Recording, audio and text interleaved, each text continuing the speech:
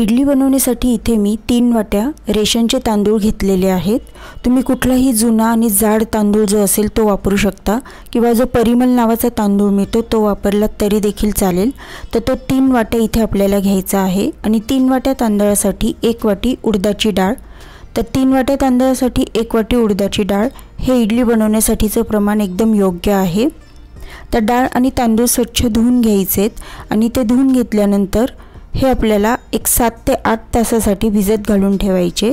तर भिजत घालताना त्यामध्ये भरपूर असं पाणी टाकायचं आणि मग हे डाळ तांदूळ भिजत घालण्यासाठी ठेवायचे। आता डाळ तांदळासोबतच अगदी 1 चमचाभर मेथी दाणे सुद्धा मी इथे भिजवून घेणार आहे। तर मेथी दाणे स्वच्छ धुवून हे तांदळातच टाकून भिजण्यासाठी ठेवणार आहे। तर आता हे डाळ तांदूळ 7 ते 8 तासासाठी भिजत घालून ठेवूयात। जास्तीत जास्त 7 ते 8 तास किंवा कमीत कमी 5 ते 6 तास तरी हे डाळ तांदूळ भिजले गेले पाहिजे। एक साधारण 7 तास झालेले आहेत आणि डाळ आणि तांदूळ हे छान भिजलेले आहेत। आता आपल्याला हे डाळ तांदूळ वाटून घ्यायचेत।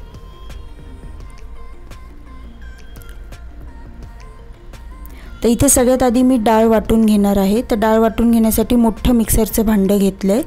त्यामध्ये ही डाळ एकदम फाईन पेस्ट होईल असं वाटून घेतलेलं आहे। तर थोड्या पाण्याचा वापर करून आपल्याला हे डाळ तांदूळ वाटून घ्यायचेत।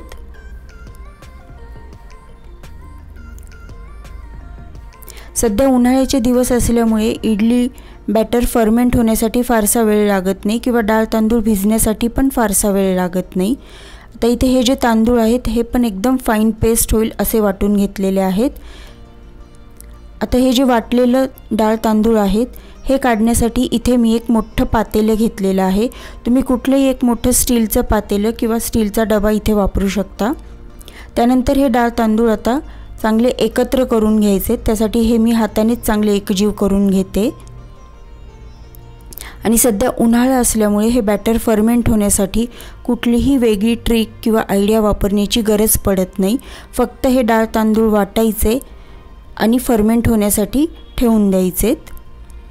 तर फर्मेंट होण्यासाठी 6 ते 7 तास पुरेसे होतात। तर हे पहा, दुसऱ्या दिवशी चेक केलं तर हे जे बॅटर आहे याला एकदम छान अशी जाळी पडलेली आहे आणि बॅटर फुलून वर आलेलं आहे। तर इडलीसाठीचं जे बॅटर आहे ते आपले इथे छान तयार आहे। यामध्ये आता मी घालून घेणार आहे चवीनुसार मीठ। इथे सोडा वापरण्याची गरज पडत नाही, बॅटर चांगलं फुललेलं असल्यामुळे आणि चांगलं फर्मेंट झालेलं असल्यामुळे। फक्त यात आता चवीनुसार मीठ टाकायचं आणि हे मीठ यात बॅटरमध्ये नीट मिक्स करून घ्यायचे।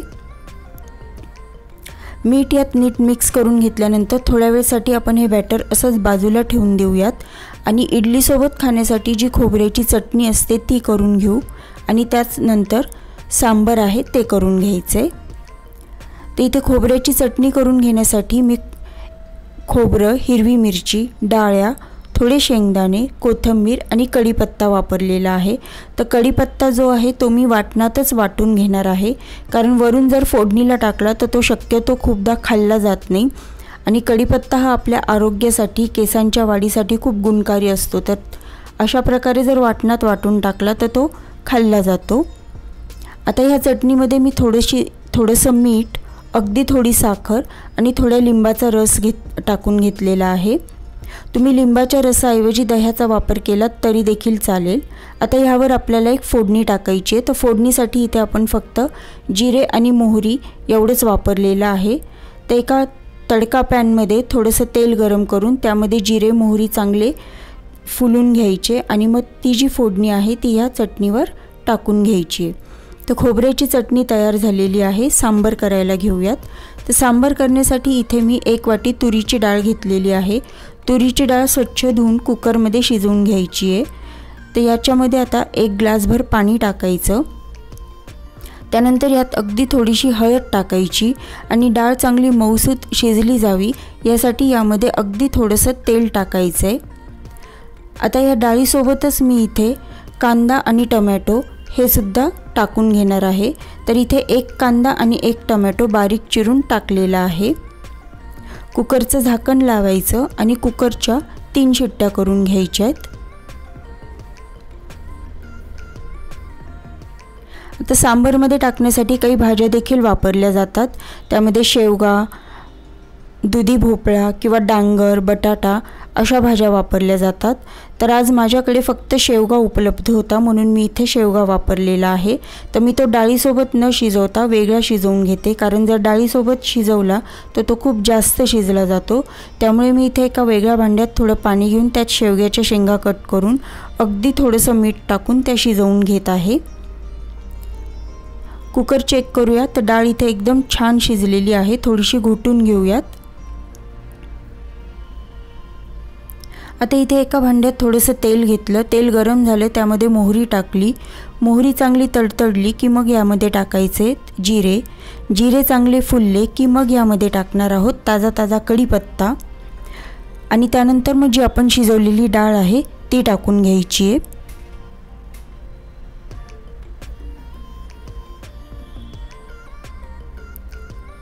डाळ टाकून झाल्यानंतर आता याच्यामध्ये आपल्याला टाकायचे जी शिजवलेली शेवग्याच्या शेंगा होत्या त्या सगळ्या याच्यामध्ये टाकून घेऊयात। आणि अर्थात सांबार आहे म्हणजे चिंचेचा कोळ किंवा चिंचेचं पाणी तर हवंच। तर मी थोड्या वेळापूर्वी चिंच भिजत घातली होती। आता त्याचं जे पाणी आहे किंवा त्याचा जो कोळ आहे तो ह्या डाळीमध्ये टाकून घेऊयात।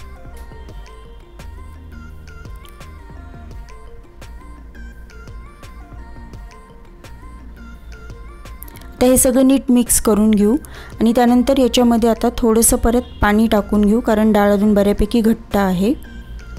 आता यामध्ये आपण टाकणार आहोत पावडर मसाले म्हणजे अर्थातच सांबार मसाला। तर हा जो सांबार मसाला आहे हा मी घरीच बनवलेला आहे आणि सांबार मसाला पारंपरिक पद्धतीने घरी कसा बनवायचा याचा व्हिडिओ मी आपल्या चॅनलवर ऑलरेडी पोस्ट केलेला आहे।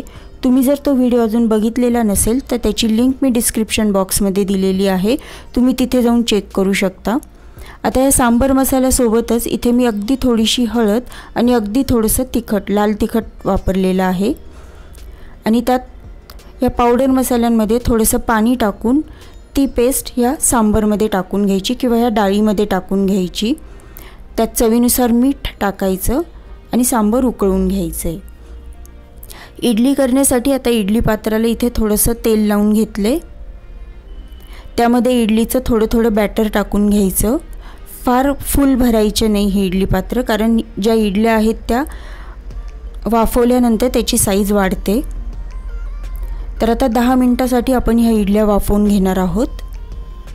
10 मिनिट झाले आणि इडल्या एकदम इथे छान फुललेल्या आहेत। थंड झाल्या की काढून घ्यायच्या आणि सर्व करायच्या। तर हे पहा, इडली जी आहे ती एकदम इथे छान मऊ लुसलुशीत अशी झालेली आहे, एकदम स्पंजी झालेली आहे। इथे सोडा वगैरे वापरायची आपल्याला बिलकुल गरज पडलेली नाही आहे आणि आपण जे डाळ आणि तांदळाचं प्रमाण घेतलेलं होतं तेही अगदी योग्य आहे। तर ह्या उन्हाळ्यात हलका फुलका आहार म्हणून तुम्ही अशा प्रकारे इडली करून बघा। घरीच सांबार मसाला बनवून तो वापरून तुम्ही इथे सांबारही करून बघा।